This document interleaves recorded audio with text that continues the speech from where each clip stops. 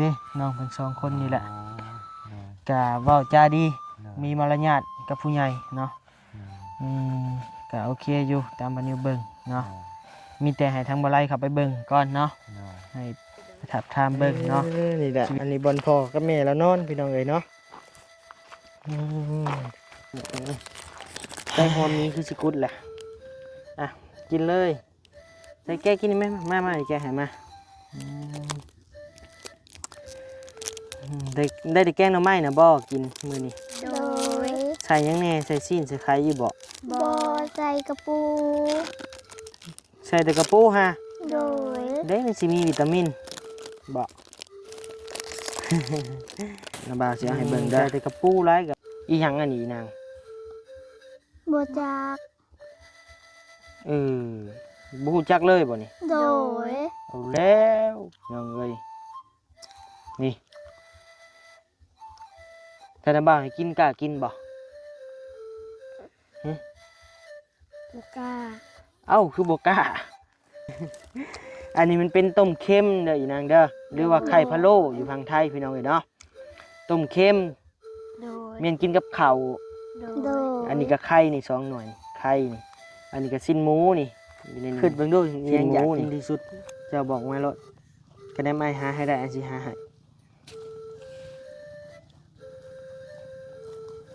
อยากกินขนมเอ้ากินแต่ขนมนะโดยอ้าวไอ้ว่าของกินนะของกินขนมไอ้เอาให้กินเลยได้กินอยากกินซีนหยังนั่นสิ้นงัวสิ้นหมูสิ้นไก่สิ้นแบะซีนงัวกินสิ้นงัวโดยเจ้าได้ใส่นางคือกันอีกโดยเคยกินอยู่บ่สิ้นงัวนะบ่เคยว้าวไปงานดองงานในบ้านก็บ่เคยบ่ได้ไปอ้าวพี่น้องเอ้ยเนาะเปิดคลิปเปิดภาพมาบัดนี้ก็อยู่ป่าอยู่ดอนเด้อพี่น้องเด้อเนาะทางบ่นิวพี่น้องเอ้ยเนาะเดินทางมา3หนุ่ม3ก๊ก3ข้าวพี่น้องเอ้ยเนาะทางบ่าวยาวบ่าวไล่บ่าวนิวพี่น้องเอ้ยเนาะเดินทางมานำกันขี่รถบ่าวนิวมาพี่น้องเอ้ยเนาะมื้อนี้ทางบ่าวนิวกะเข้ามาเยี่ยมมายามทางน้องๆเพิ่นนะพี่น้องเนาะทางน้องอึ้งกับน้องน้องสาวเพิ่นนั่นแหละจักซื้อในใดบ่าวนิวก็ลืมแหละพี่น้องเอ้ยเนาะว่าสิเอาเครื่องเสื้อผ้ามาให้เพิ่นก็ยังลืมพี่น้องเอ้ยเนาะเก็บไว้เรียบร้อยแล้วแต่ว่าลืมเอาขึ้นรถพี่น้องเอ้ยขอโทษขออภัยนำหลายๆเด้อพี่น้องเด้อเนาะเดี๋ยวมื้อหน้ามื้อในบ่าวนิวเข้ามาจังสิเอาเข้ามาให้อีกเดี๋ยวสิเอาขึ้นรถไว้เมียนแล้วพี่น้องเนาะอย่าลืมอีกอันนี้ก็คนป่าบ่พี่น้องเอ้ยเนาะมานั่งอยู่นี่เนาะพี่น้องเอ้ยสบายดีคนป่าโดยสบายดีเย็นดีนะมันเย็นบ่บรรยากาศได้ดีโอ้ปูฉาดนอนอยู่ป่าอยู่ดอนเนาะเมื่อแต่เท่านี้แหละบ่ไรเอ้ยอากาศมานี่นอนเย็นเฉยโดยลืมมันเมียผู้แรกกันได้นอนก็ได้บ่ลืมหรอกบ่ลืมบ่ว่าหยอกเล่าตอนนอนนี่ก็โยลืมอยู่เย็นดีบ่ได้พบบ่ได้พอกับไอ้ไรหรือว่าบ่ไรนี่ก็หลายมื้อหลายวันแล้วพี่น้องเนาะขอนั่งก่อนคนกลางได้ทำหน้าที่พี่น้องโดยอยากปรากฏว่าโอ้น้ำนี่นะน้ำนี่นะน้ำบ่นี่โอ้ยเนาะว่าอยู่เจ็บนี่แหละสับลาบอยู่ลาบอยู่เนาะนี่กันเป็นยังไงนี่เลยเบิ่งได้แล้วเนาะบ่ได้เบิ่งตามตาเรือทันนางใช้นางหักพี่น้องเลยเป็นยังไงทางเขตกราบทักทายสบายดีพ่อแม่พี่น้องเด้อเนาะมาทุกคู่ทุกคนโดยที่เข้ามารับชมคลิปบ่นิวโดยตลอดมาพี่น้องเอ้ยทั้งน้องเพิ่นก็คือเจ้าเห็นนี่แหละเนาะเฮือนซานลำแป้นเพิ่นก็เห็นแล้วบ่ยังบ่เคยทายเถื่อครั้งแรกเลยครั้งแรกเฮือนซานน้องเพิ่นก็คือบ่นิวถ่ายคลิปลงเลยเนาะพี่น้องเนาะเพิ่นก็สิว่าเฮือนก็เป็นได้สิว่าเถียงก็เป็นได้เนาะเพิ่นก็ตามบ่นิวสัมภาษณ์วันนี้เนาะเล็กๆน้อยๆบ่ได้เจาะลึกปานใดพี่น้องเอ้ยเนาะ ตามที่บ่นิวฮู้ก็เป็นนาแล้วก็เฮือน เป็นลูก อยู่ในที่เดียวกัน เดินได้ไหน บ่แม่นลูกกำพร้าเพิ่นพ่อมีแม่อยู่ แต่ว่าครอบครัวมันก็ทุกข์ยากเลยอ้ายจังหวะได้มาอยู่ในนี่เฮือนซ่านมันก็เห็นตามสภาพเลยแหละบ่ได้จัดบ่ได้แต่งพี่น้องเอ้ยเนาะมันก็เอ็นสิล่มหมดแหละก็คือพี่น้องเห็นนั่นแหละเนาะเฮือนซ่านมันก็ได้เด้น้องเพิ่น2คนนี่แหละก็เว้าจาดีมีมารยาทกับผู้ใหญ่เนาะก็โอเคอยู่ตามบ่นิวเบิ่งเนาะมีแต่ให้ทางบ่ไลเข้าไปเบิ่งก่อนเนาะให้ประทับทามเบิ่งเนาะชีวิตการไปมาของน้องเพิ่นนี่แหละน้อยๆนี่13 ปีกับ9 ปีบ่ 3 ปีบ่ แม่นบ่13 13 11นะเบิ่งในคลิปบ่นี่คือว่า11 11บ่ 11กับ 9บ่ กับ9 อีหล่าน้อยนี่น่าจะ9เนาะ น้ำนี้ก็บ่จือปานใดพี่น้องเอ้ยเนาะเดินทางมานำกันมาแต่เนื้อแต่มื้อใดอ้ายว านชื่นนี่ ซื่นนี่ผู้บ่คือบ่ฮู้ข่าวแท้อันนี้ มาแต่ก็บ่ได้ไปทางใดอยู่เฮือนในเฒ่าบ่ค่อยสบายแน่ โอ้ไม่เฒ่าบ่ เดี๋ยวเจ้าของกับบ่สบายเมื่อวานนี่ก็บ่ได้ลงคลิปให้พ่อแม่พี่น้องได้เบิ่งเลยเมื่อวานนี่พี่น้อง นอนพักผ่อนอย่างเดียวเลยเสียงก็ยังแหบๆอยู่ คือกันแล้วก็มัน ค่อยดีปานใด อากาศเปลี่ยน นี่ก็ ดุ ยังปวดอยู่เลยเจ็บตา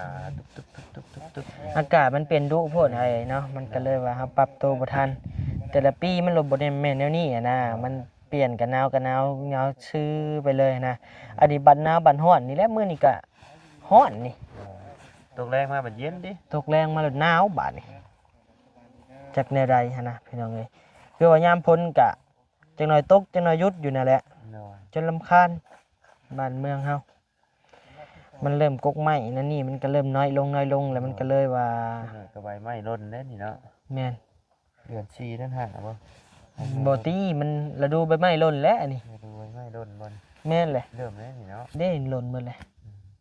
จังหน่อยก็จูดปลาได้นี่ไม้บ่ได้แถน มันจูดเองมันบ่ บ่แล้วคนได้จูดหรอก คนบ่จูด โย เอาคือจูดเนี่ยน่ะ เอ้าเขาเห็นใบไม้มันร่นคักคือสิจูดม่วนเลย เอาโอเคนะพี่น้องเนาะ น้อยนี่ก็โยไปปลานี่ ซุ้มเสร็จแล้วติ แม่แล้วแหละ อืม ขี้ดื้อเอ้ย โลกร้อนแหละบัดนี้พี่น้องเอ้ย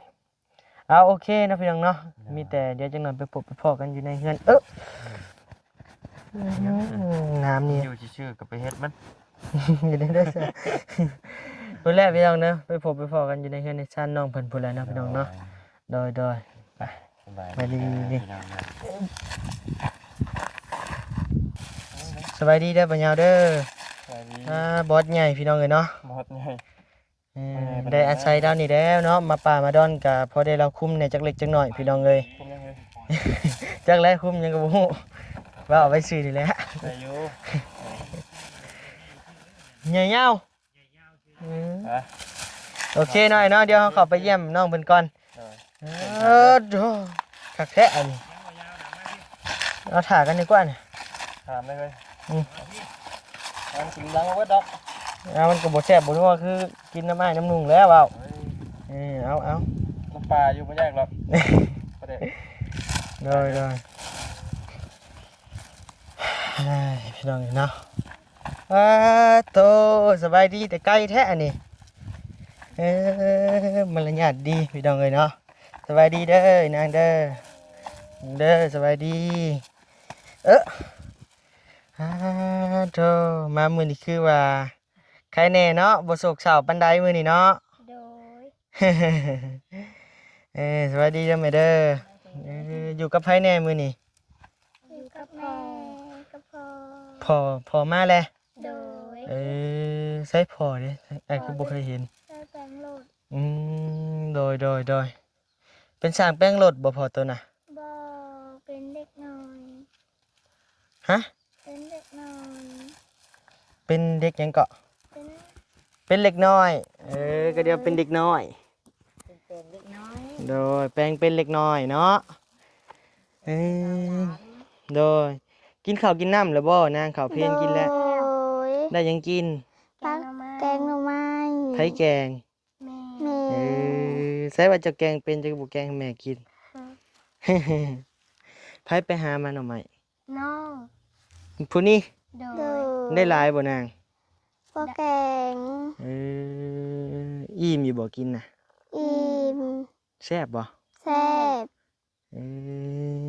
อต้องว่าพร้อมกันเนาะอันนี้เนาะ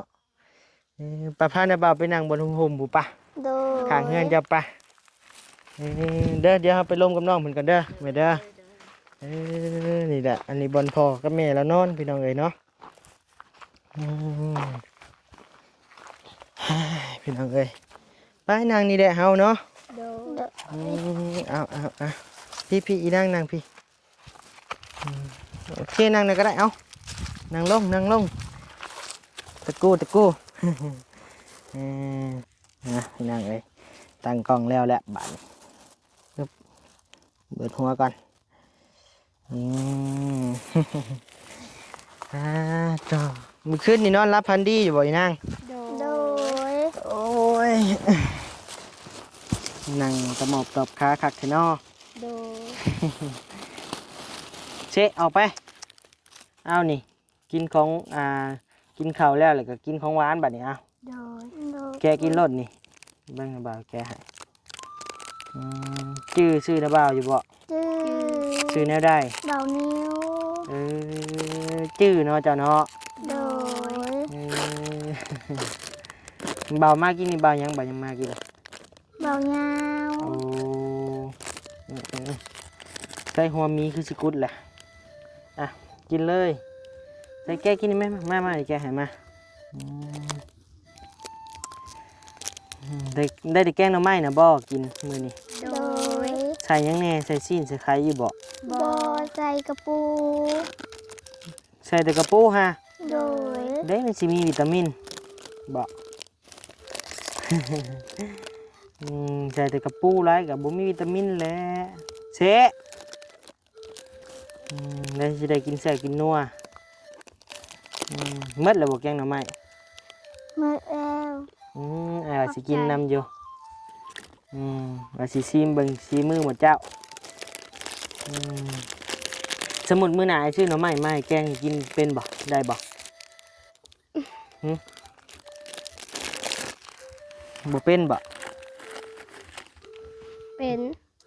ป็น แต่ยันเฮ็ดบ่แซ่บให้นาบ่าวกิน โดย บ่แซ่บก็กินเฮ็ดได้อยากเด้ลองซีมือเด้ แซ่บอยู่บ่ขนม แซ่บ กินเมื่อระบ่นาบ่าวเอาให้ว่านนี่ หมดแล้ว เรียบร้อยติ โดย กินหมดคืน โดย เคยกินอยู่บ่นาง บ่เคย เจ้าบ่เคยบ่ออกไปหาเลาะซื้ออยู่บ้าน บ่ จนว่าแบบคิดเอาแหละพี่น้องเอ้ยเนาะมันอยู่นอกจนว่าบ่ได้เคยบ่ได้สู้กินขนมหันนะเมื่อเลยขนมคืนนี่ โดย กินอยู่บ่นะเป๊ปซี่นะเคยกินบ่ บ่ บ่ฮู้ซ้ำนะเป๊ปซี่เป็นจังได โดย อ้าวน้ำส้มน้ำหวานบ่เคยกินจักเทื่อบ่ โดย อ้าวว่าไปละบาท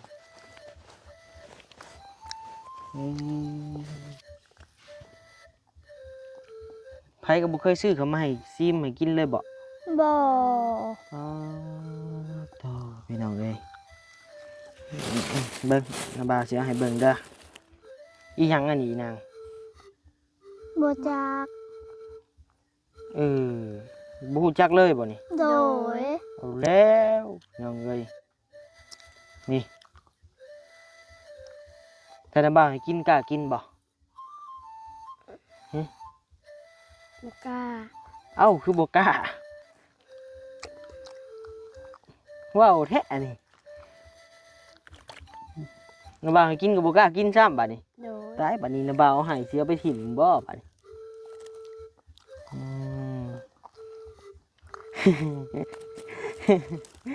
อันนี้มันเป็นต้มเค็มเด้ออีนางเด้อหรือว่าไข่พะโล้อยู่ทางไทยพี่น้องเอ้ยเนาะต้มเค็ม โดย เมียนกินกับข้าว โดย อันนี้ก็ไข่นี่2หน่วยไข่นี่อันนี้ก็สิ้นหมูนี่อยู่ในนี่สิ้นหมูนี่เอออันนี้ก็ยังหูบ่นี่เบิ่งดูเบิ่งดี บ่ฮู้ ๆบ่ฮู้ โดย เอาแล้วพี่น้องเอ้ยบาดนี้ ปานนั้นผู้บ่มาเจ้าก็ได้ โดย ป๊าพี่น้องเอ้ยอืมอันนี้เอิ้นไข่ตุ๋นบ่ไข่หยังอ่าพวงไข่ไก่อะนะพี่น้องเอ้ยพวงไข่อยู่ข้างในมันหาเขามาต้มมาขั่วบ่หรือแกงหยังนี่แหละพี่น้องเอ้ยเนาะหักแซ่บบ่นิ้วก็มักอยู่อันนี้เด้อ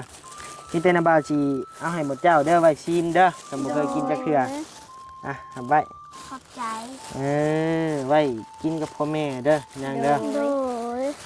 บ่เคยมีไผเฮ็ดขายบ่ในบ้านนี่ บ่มี อ๋อ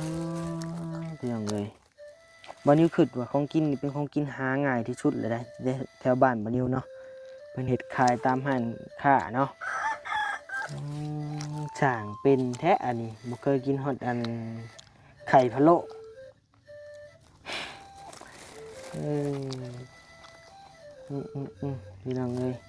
คือว่าเนาะมันก็อยู่นอกบ้านเติบหนึงอยู่พี่น้องเอ้ยเนาะแต่ว่าน้องเคยเข้าอยู่บ่บ้านนี่ เคย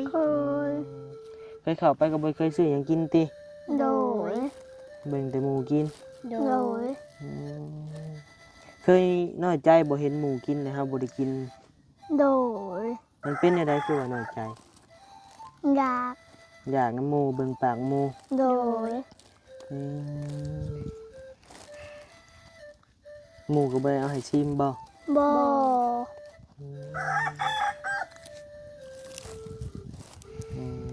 พี่น้องเอ้ยเนาะสิว่าจังไดเข้าใจอยู่ความรู้สึกเนาะเห็นหมูกินแล้วก็แนมเบิ่งปากหมูนี่แนมเบิ่งปากหมูกินนี่เนาะเข้าใจอารมณ์อยู่เอาไอ้สิถามสิ่งใดที่เจ้าบ่เคยกินเลยก็อยากกินที่สุด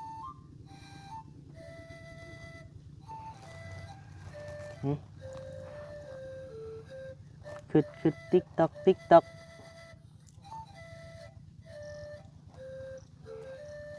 บิ่งนี่บ่ฮู้พี่น้องเอ้ย ว่าคือเบิ่งดูอิหยังอยากกินที่สุดเจ้าบอกมาโลดก็ได้มาหาให้ได้อันสิหาให้ อยากกินขนม เอากินแต่ขนมนะ โดย อ้าวไอ้ว่าของกินนะของกิน กิน ขนมไอ้เอาให้กินเลยได้กินเอามาให้แม่จะกินพร้อมให้พ่อจะกินพร้อมจะกินเนี่ยงสิ่งที่บุเคยกินที่สุดแล้วก็อยากกินที่สุดในชีวิต อยากกินสิ้น สิ้นหยังน่ะนะสิ้นงัวสิ้นหมูสิ้นไก่สิ้นแบะ สิ้นงัว กินสิ้นงัว โดย เจ้าได้ใส่นะ คือกัน คือกันอีก โดย อืมเคยกินอยู่บ่สิ้นงัวนะ บ่เคย ว้าวไปงานดองงานในบ้านก็บ่เคยบ่ บ่ได้ไป อืมอยากกินสิ้นงัวพี่น้องเอ้ยบ่เคยได้ไปงานเพิ่นแต่งดองเฮ็ดหยังในบ้านบ่ บ่ อืมแม้กระทั่งสิ้นงัวก็ยังหากินยากอะพี่น้องเอาแต่หู้เลยนี่คะแนนไอ้ซื้อมานี่เจ้าสิเห็นหยังกินเห็นอะไรกินบะเจ้าก่อนถามเจ้าก่อนเห็นอะไรกิน ปิ้ง ปิ้ง โดย เจ้าได้ใส่นะ คือกัน ปิ้ง โดย เข็ดเจ้าก็บ่ออกเคยกินอยู่บ่ลาบนาง บ่เคย เจ้าหูบ่ลาบคือหยัง ล ลาบปลา ฮะ ลาบปลา อ้าวฮู้จักได้ลาบปลานะ โดย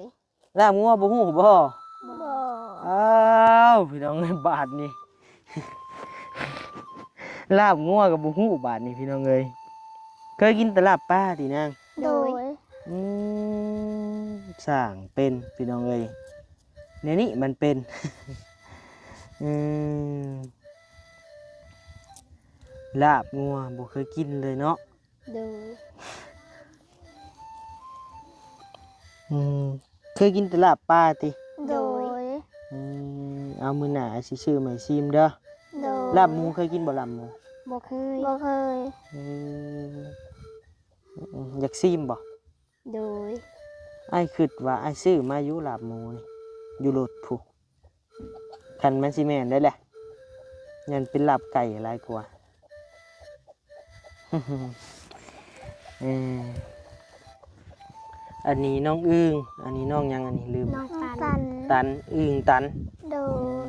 มื้อนี้ไปหายังกินมื้อ บ่ได้ไปบ่ได้ไป โดยอ้ายว่าสิเอาเสื้อผ้ามาให้เจ้าก็ยังบ่เอามาซ้ำนางเอ้ยเก็บไว้เลยหักลืมเอาขึ้นรถนางเอ้ย โดย มื้อหน้าเด้อ โดย คือว่าไอ้ได้ยินเจ้าเว้ากับบอลลี่ว่าอยากกินกุ้งผู้ใดอยากกินกุ้ง คอย เคยกินบ่ บ่เคย เจ้าได้ซะเจะกินหยังก็จะว่ามือ ทุเรียน บักทุเรียน โดย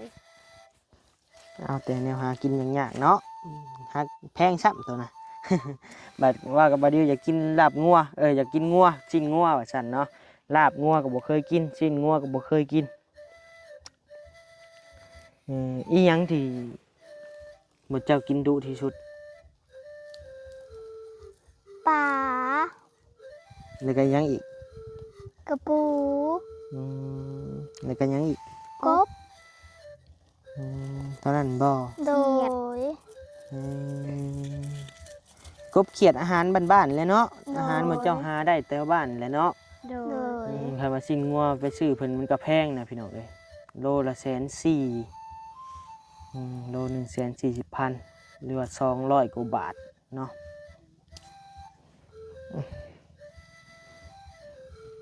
น้าบ่าวมามื้อหน้าเด้อซื้อมาให้เด้อ โดย เฮ้ยพี่น้องเอ้ยเนาะ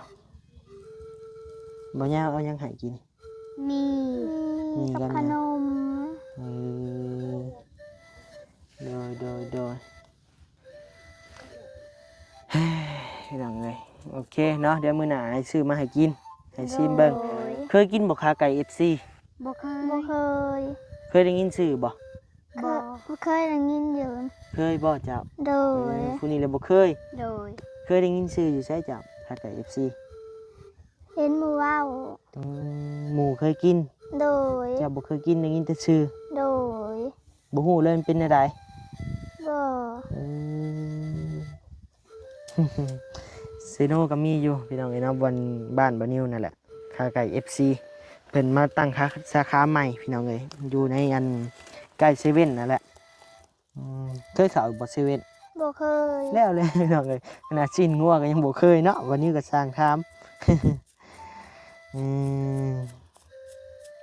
อดเอาเด้อนางเด้อ โดย บ่ได้เอาให้กินแล้วก็บัดเจ้าใหญ่หรือเจ้าหากินเองบัดนี้ซื้อกินเองเด้อ โดย อาสิใหม่ซิมมึงก่อนแล้วก็บัดใหญ่แล้วก็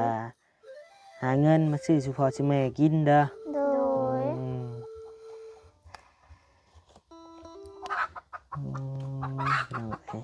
มื้อนี้เช้าหายแล้วมื้อนี้ โดย มื้อวานนี่คือหายเอาไอ้ถามแท้ๆมื้อวานนี่ ดีใจ ดีใจแนวใดอะน่ะบ่ ดีใจอ้ายมา อืมโดยหายโงกแล้ววันนี้เสียงแตกกึ้มแล้วพี่น้องเอ้ยหายงากขึ้น ผู้นี้แล้วเสียงดัง แม่นบ่ โดย กั้นบ่อยู่บ่นาง โดย เสียงหายงึกแล้ววันนี้เอาแล้วนี่บ่เคยเห็นจักเทื่อเนาะคันว่าคันที่เคยเห็นก็แบบไหายน้ำตาไหลซื่อๆสะอื้นเนาะแต่วันนี้ไหายแบบเป่งออกมามัน อั้นในใจนะพี่น้องเอ้ยเป่งออกมาเลยระเบิดแตกเลยพี่น้องเอ้ยว่านนี่อ้าวนิวก็ว่าบ่เคยเห็นจักเทื่อเนาะคะแนนแบบเคยเห็นก็คือว่าแลซึมๆน้ำตาไหลไปประมาณเออจับให้ซะอื่นดีนี่ซะแต๋วพี่น้องเอ้ยเนาะบ่นิวยังบ่เฮ็ด YouTube บ่นิวเบิ่งคลิปบ่เตียงเนาะให้คักให้แน่น่ะก็ได้ก็คือฮู้แหละความทุกข์เนาะพี่น้องเนาะมันอั้นๆอยู่ในใจก็เลยว่ามาเป่งซะเลยชาวแต๋วก็ได้เนาะน้องๆมันก็คือกันคล้ายๆกันเนาะให้แบบระเบิดแตกเลยนะ อืมเหมือนว่าวสิให้อีกได้ ซึมอีกแล้ว เอาโอเคอีนางเอ้ยเนาะเดี๋ยวนะเบาอันซื้อมาผากเด้อ โดย สู้ๆเป็นกำลังใจให้ดุไปหาอยู่หากินมาเลี้ยงพ่อเลี้ยงแม่ได้ออีนางเด้อ โดย แล้วก็ใหญ่มากเลยก็พากันไปเฮ็ดเวียกแล้วก็หาเงินมาสู่พ่อสู่แม่เด้อ โดย สู้ๆนะบ่าวเป็นกำลังใจให้เนาะเป็นเด็กดีบ่ขี้คร้านจังไดก็มื้อหน้ามื้อในก็สิมีอยู่ดอกเนาะคะแนนหมดเจ้าบ่ขี้คร้านนะบ่าวมามื้อนี้ก็บ่ได้ซอยหยังหลายเนาะมาเยี่ยมมายามหมดเจ้าซื้อของอยู่ของกินมาบรรเทาหมดเจ้าจักเล็กจักน้อยเนาะบ่นิวก็อยากซอยแต่ว่าซอยซำแห้งเหือแห้งบ่นิวมีเนาะพี่น้องเนาะถ้าว่าสิซอยหลายกว่านี้บ่นิวก็นักเติบเนาะพี่น้องเนาะค่าน้ำมูกน้ำมันบ่นิวมาหาเยี่ยมน้องๆเพิ่นก็คือว่านักอยู่ใส่ใจบ่นิวแต่ละมื้อแต่ละวันนี่ตกไปเกือบมื้อละ1,000 บาทพี่น้องเอ้ยเนาะบ่นิวใช้ผู้เดียวนี่ค่าน้ำมันแหน่ค่าอยู่ค่ากินของฝากของต้อนบ่นิวก็แบ่งๆให้น้องเพิ่นครอบครัวนี้น้อยหนึงครอบครัวหน้าน้อยหนึงหั้นน่ะพี่น้องเอ้ยเนาะใจบ่นิวก็อยากซอยปึ๊บให้รวยๆอะลีมีเงินอะดีก็ปึ๊บให้เฮือนเป็นหลังโลดแหละในใจบ่นิวนี่แต่ว่าเฮาก็เฮ็ดบ่ได้พี่น้องเอ้ยเนาะเฮาก็ซอยได้เล็กน้อยซอยน้องๆเพิ่นนี่แหละครอบครัวนี้2 ถุงครอบครัวน่ะ2 ถุงไปถ้าว่าบ่นิวมีเหือมีแรงขึ้นกว่านี้ก็สิซอยหลายกว่านี้อยู่เนาะพี่น้องเนาะ เอานะทางบ่นิวก็ฝากพ่อแม่พี่น้องเป็นกำลังใจให้ทางบ่นิวเด้อพี่น้องเด้อให้บ่นิวมีกำลังใจช่วยเหลือครอบครัวอื่นๆเนาะพี่น้องเนาะฝากพ่อแม่พี่น้องกดไลค์กดแชร์ฝากติดตามชมบ่นิวตลอดไปเด้อพี่น้องเด้อเนาะสาธุเอาเนาะบัดนี้ไอ้สิเมื่อป้าเลยได้บัดนี้ได้เดี๋ยวถ้าทางบ่ไลเขามาเยี่ยมเด้ออีนางเด้อ โดย ไอ้บ่ไลมาเยี่ยมคนใหม่มีแต่เจ้ากาต้อนรับละเด้อ โดย หักบ่ยากดอกไม้ญาติดีพี่น้องเลยเนาะตามบันนิวอย่างมานี่กับปุ๊บบันนิวยังอยู่ในแคมป์ป่าอยู่สบายดีก่อนแหละได้ยินเสียงก่อน เอาโอเคพี่น้องเลยเนาะเดี๋ยวพบกันใหม่ในคลิปหน้าเด้อพี่น้องเด้อเราอยู่ดีไม่แห้งบ๊ายบายสบายดีปะลุงเนี่ยนะ สบายดี ไฟเด้บ่อาบน้ำเนาะ เจ้าบ่อาบน้ อ่า ำผู้นี้บ่อาบซะ อ่า สบายดีไหมงาม สบายดี ๆโดย